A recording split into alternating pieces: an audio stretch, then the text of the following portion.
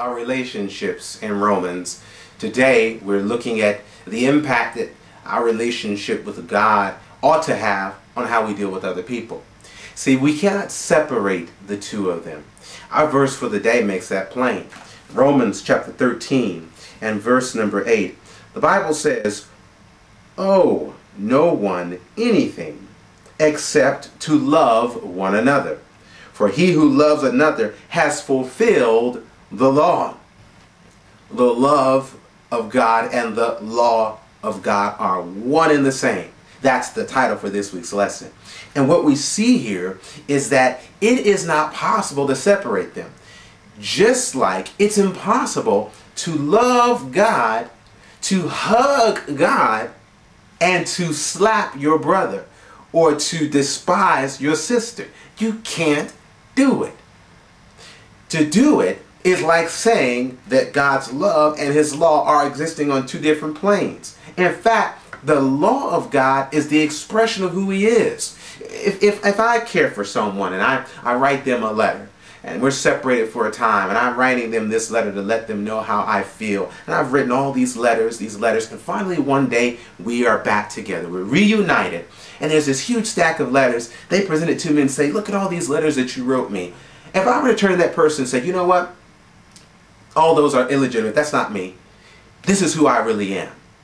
Well, over the days, the weeks, or the months, or maybe even years that I was writing to that person, they were gaining insight to who I was.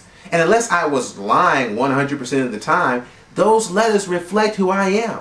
I cannot separate the letters from my life. My life is going to shadow what happened, what I've written in those letters. In the same way, God, in His law and through His law, He has tried to articulate His character. He's tried to pen pal us into understanding who He is, so that in meeting Him, and even when we see Him, when we see Jesus and how He lived, Jesus is living out in the New Testament what God attempted to try to articulate or write in the Old. That's why even if you go back and look at Leviticus, an Old Testament or First Testament book, Leviticus chapter 19 and verse number 18, here you see not a New Testament but an Old Testament idea, which says, Leviticus chapter 19 verse 18, "You shall not take vengeance nor bear any grudge against the children of your people, but you shall love your neighbor as yourself. I am the Lord." You see that? He's saying here that this idea, I'm saying this because this is who I am. I'm writing this because this is who I am. I am giving you this law to know who I am. So friends, who we are is revealed by how we love, how we live.